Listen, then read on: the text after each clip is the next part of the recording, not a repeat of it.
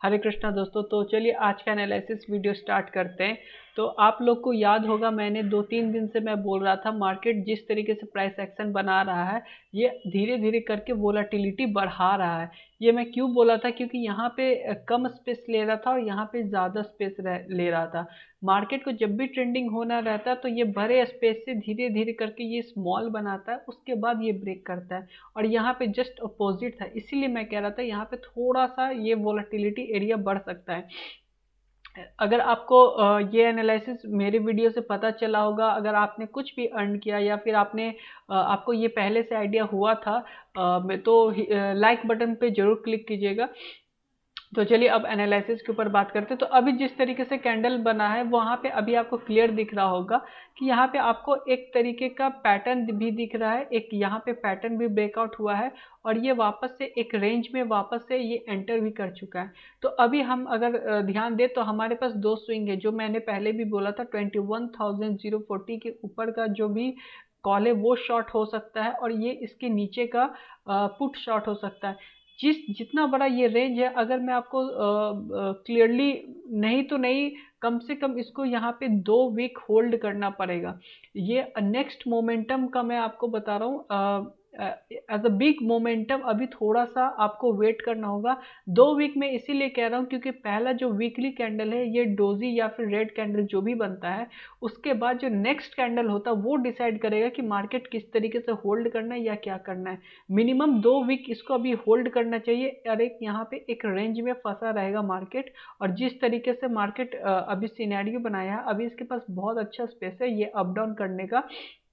Almost ये week थोड़ा सा वोलेटाइल ज़्यादा हो सकता है। नेक्स्ट वीक से हम प्लान कर सकते हैं किस तरीके से ब्रेक कर रहा है। और अगर आप ट्रेडिंग के ऊपर बात करो तो कल के लिए हमारा क्या प्लानिंग होना चाहिए। सबसे पहले अगर आपको ये बता दूं, अगर मार्केट इस एरिया में कहीं पर भी ओपन होता है तो सबसे पहले ये वाला 20,860 और 50 के आसपास आके ये इसको टच करके एक बार रिटेस्ट करेगा। क्यों रिटेस्ट करेगा, क्योंकि अभी भी मार्केट जिस तरीके से 3 बजे के बाद का जो मोमेंटम हुआ है, ये यहाँ पे 3 बजे के बाद का मोमेंटम हुआ है, ये यहाँ पे अगर इस एरिया में होता तो ये एक बड़ा कैंडल बन चुका है। यहाँ पे रेजिस्टेंस भी था। अगर यहाँ से सेलिंग आता तो ये सारे लेवल को डायरेक्ट यही एक सपोर्ट बच रहा है क्लोजिंग का, जो यहाँ पे आपको मल्टीपल टाइम्स टेस्ट भी हो चुका है। यहाँ पे आने के बाद फिर या तो साइडवेज होगा या फिर यहाँ से थोड़ा सा सिनेरियो अप डाउन और ये वोलेटाइल मार्केट में जाएगा। अगर मार्केट कल बहुत बड़ा गैप अप खुलता है, अगर मार्केट इस एरिया के ऊपर खुलता है तो भी मार्केट ज़्यादा देर ऊपर ट्रेंड होल्ड नहीं करेगा, मार्केट फिर नीचे आएगा। एक जगह पे हमें थोड़ा सा ट्रेड करने की ज़रूरत पड़ेगी जो एक अच्छा प्रॉफिट भी दे सकता है। अगर मार्केट इस एरिया के नीचे ओपन होता है 20,840 के नीचे, 50 के नीचे अगर मार्केट ट्रेड करना स्टार्ट करता है तो इस एरिया में वोलेटाइल होगा और हमें एक ट्रेड लेना होगा। क्यों लेना होगा, क्योंकि हो सकता है मार्केट का जो डेली कैंडल अगर आप देखोगे तो ऑलमोस्ट ये हैमर टाइप का है, ये एक बहुत बड़ा विक्स बनाया है। तो हो सकता है ये यहाँ से इसको नीचे आके आज का जो विक्स है इस एरिया को वापस से आके टच कर सके। तो मार्केट किसी भी सिनेरियो में 20,850 के नीचे अगर क्लोजिंग देता है, फिर मार्केट थोड़ा सा नीचे की साइड वोलेटाइल हो सकता है। मैं ये नहीं कर रहा हूँ कल के दिन एक बड़ा ट्रेंडिंग हो जाएगा, नहीं, उसकी पॉसिबिलिटीज नहीं है। लेकिन अगर कल के दिन मार्केट एक अच्छा खासा गैप डाउन खोलता है तो थोड़ा सा सेलिंग आ सकता है। ये सारे जितने भी सेलर्स हैं ये थोड़ा से निकलना, अपना प्रॉफिट बुक या लॉस बुक करना स्टार्ट करेंगे और फिर यहाँ पे जो भी स्विंग है ये सारे लेवल एक एक्टिव हो जाएगा। और उसके बाद फिर मार्केट इस एरिया में होल्ड करके हो सकता है थोड़ा सा ऊपर की तरफ जाए या फिर इस एरिया में होल्ड करे। लेकिन मार्केट अगर इसके नीचे 20,850 के नीचे हो खुलता है तो मार्केट इस एरिया को टच करने जरूर आ सकता है। तो चलिए अब हम बैंक निफ्टी की बात करते हैं। बैंक निफ्टी में किस तरीके का सिनेरियो है। बैंक निफ्टी अगर आप देखोगे तो सबसे पहले बैंक निफ्टी का एक इम्पॉर्टेंट मैं डेली चार्ट आपको दिखाता हूँ। ये इसलिए मैं बहुत इम्पॉर्टेंट है इसका आज के लिए दिखाना।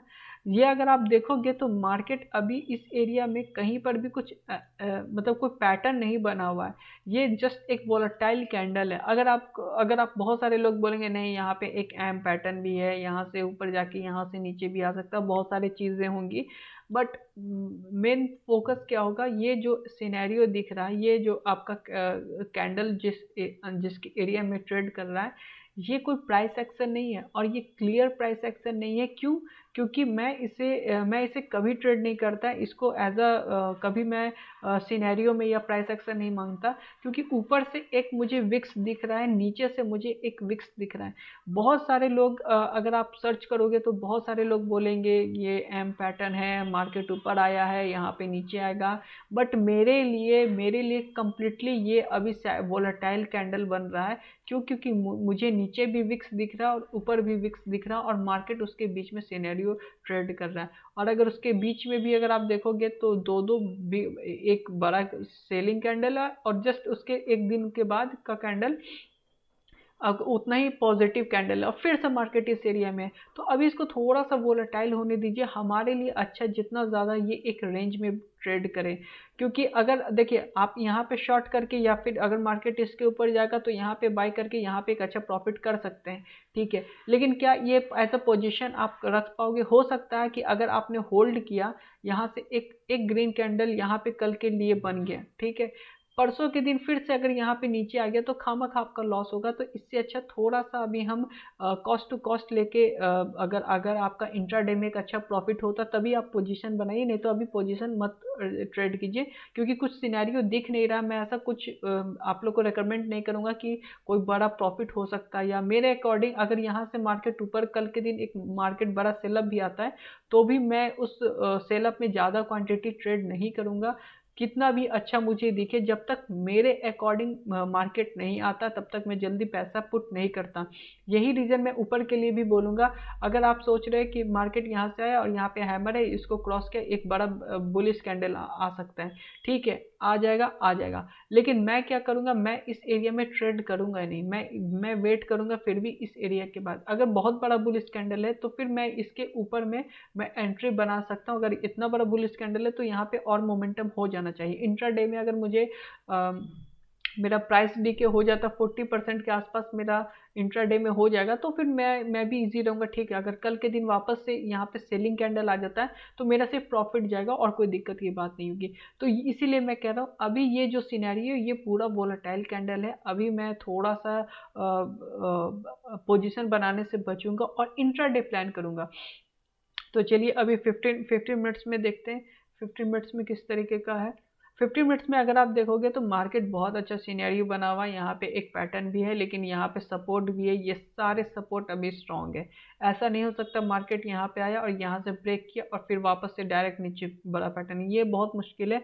तो अभी हमारा क्या प्लान होना चाहिए, प्लान ऑफ एक्शन होना चाहिए, चलिए उसके ऊपर बात करते हैं। तो सबसे पहले अगर मार्केट इस एरिया में कहीं पर भी खुलेगा, यहाँ पे आपको एक ट्रेड लाइन दिख रहा है, लेकिन मार्केट इस एरिया में खुलेगा, यहाँ पे ट्रेड लाइन एक अगर आप एसएल भी लेते हो तो पहले आपको 15 मिनट का इसके नीचे कैंडल क्लोज होने देना, उसके बाद ही कोई ट्रेड करना, क्योंकि यहाँ पे मार्केट होल्ड किया हुआ है, ठीक है। ये चीज़ ध्यान देना, यहाँ पे एक ट्रेड लाइन चल रहा है लेकिन ये एरिया जो है ये शार्प बाइंग एरिया है और यहाँ पे जस्ट एक आपको स्विंग दिख रहा है, यहाँ पे एक सपोर्ट एरिया है।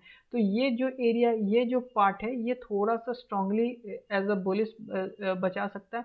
हो सकता है कल मार्केट इसके नीचे आए लेकिन फिर से ये वापस इस एरिया में होल्ड करना स्टार्ट कर दे। अगर मार्केट कल थोड़ा सा भी गैप अप खुलता तो फिर मार्केट इस एरिया में एक वोलेटाइल हो जाएगा। मार्केट अगर वापस से इस एरिया के नीचे सेलिंग होता है फिर हम प्राइस एक्शन देख के अगर आपको कहीं पे एक इनसाइड कैंडल या एम पैटर्न दिखता है फिर यहाँ पे हम सेलिंग के लिए प्लान कर सकते हैं। हमारा एसएल इसके ऊपर ही होगा और हम ट्रेल नहीं करेंगे जल्दी जब तक हमें नीचे से रिवर्सल ना आ जाए। जिस तरीके से आज अगर आप देखोगे तो निफ्टी में बहुत अच्छा रिवर्सल आया था।